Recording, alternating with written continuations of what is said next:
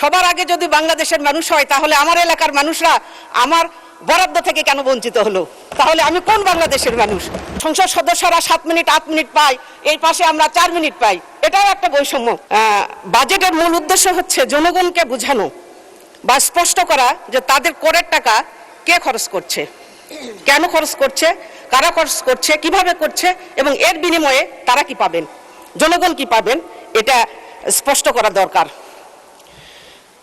যেখানে আমরা বিগত ফ্যাসিস্ট সরকারের আমলে আমরা দেখেছি যে বাজেটে ঋণ খিলাপির উচ্চ হার, যেটা এখনো আমরা এই বাজেটে পরিলক্ষিত হয়েছে এবং যেটা আমরা দেখতে পাচ্ছি একই। 2 নম্বর, ব্যাংকিং খাতে আস্থার সংকট তৈরি। মাননীয় স্পিকার, সঠিক প্যাড আর সঠিক তথ্য দিয়ে কেশু সামলে নিব এক হয়ে। মোনালিসা স্যানিটারি ন্যাপকিন, যেটা এখন না বললেই নয় যে আসলে বাংলাদেশে এই ব্যাংকিং খাত অস্থিরতা শুরু হয়েছে, কেন জানি সেটা আর শেষই হতে চাচ্ছে না, বরং আরো নতুন করে উত্তর আরো বৃদ্ধি পাচ্ছে, যেখানে জনগণ বা গ্রাহকরা তাদের টাকা নিয়ে শঙ্কিত আছে। এরকম চলতে থাকলে কোনো এক সময় হয়তো বা জনগণ তাদের টাকা ব্যাংকে রাখতে আর উৎসাহিত হবে না বা রাখতে চাইবে না।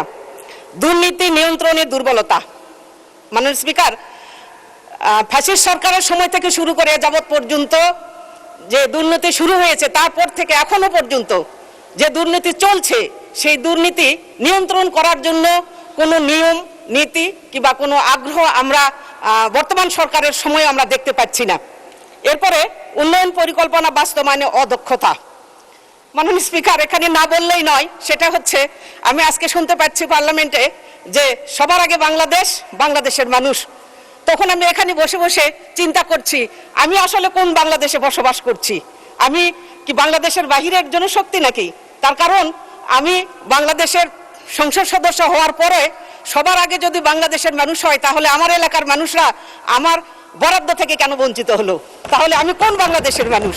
মাননীয় স্পিকার, আমাকে বঞ্চিত করা অর্থ হচ্ছে আমি আমার যে জনগণ আমার উপর আস্থা রেখে আমাকে পার্লামেন্টে আসার জন্য সুযোগ করে দিয়েছে, তাদেরকে বঞ্চিত করা।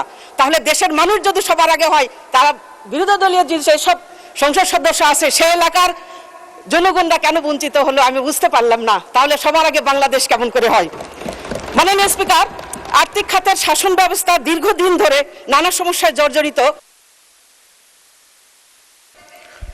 ধন্যবাদ মাননীয় সদস্য। 1 মিনিট চাচ্ছেন, 1 মিনিট দেওয়া হলো। ধন্যবাদ। তো সব শেষে যেটা আমি বলতে চাই যে এই অনিয়ম, এই বৈষম্যতা আমরা যার জন্য এত আন্দোলন, এত উন্নত্ব, এত পঙ্গুত্ব, তারপরে এখানে কাছাকাছি বসে ওই পাশের সংসদ সদস্যরা 7 মিনিট 8 মিনিট পায়, এই পাশে আমরা 4 মিনিট পাই। এটাও একটা বৈষম্য। সম্মানিত মাননীয় স্পিকার, বাজেটের মূল লক্ষ্য হওয়া দরকার যে আয় বৈষম্য কমানো এবং সামষ্টিক অর্থনৈতিক স্থিতিশীলতা ফিরিয়ে আনা। কেবল জিডিপি বৃদ্ধির দিকে না তাকিয়ে জিডিপির সুফল সাধারণ মানুষের কাছে পকেট পর্যন্ত এবং প্লেট পর্যন্ত পৌঁছায়, সেই রূপরেখা থাকা জরুরি। প্রান্তিক জনগণ চায় পেট ভরে ভাত, চোখ ভরে ঘুম। তাই জন্য আমাদের বাজেট হওয়া উচিত। মাননীয় স্পিকার, আপনাকে ধন্যবাদ। মাননীয় সদস্য, আপনার জ্ঞাতার্থে বিনয়ের সাথে বলতে চাই, time allocation is not under our hand. সম্মানিত মাননীয় সরকারি দলের চিফ হুইপ এই পার্টটা মেনটেন করেন, আর মাননীয় বিরোধী দলীয় চিফ হুইপ এই পার্টটা মেনটেন করেন। নেভারদিলেস স্পিকারের আসন থেকে আমরা ডিসক্রিপশন ইউজ করে 1-2 মিনিট বর্ধিত করি। আপনি 1 মিনিট চেয়েছিলেন, যথারীতি 1 মিনিট দেওয়া হয়েছে। অসংখ্য ধন্যবাদ আপনাকে।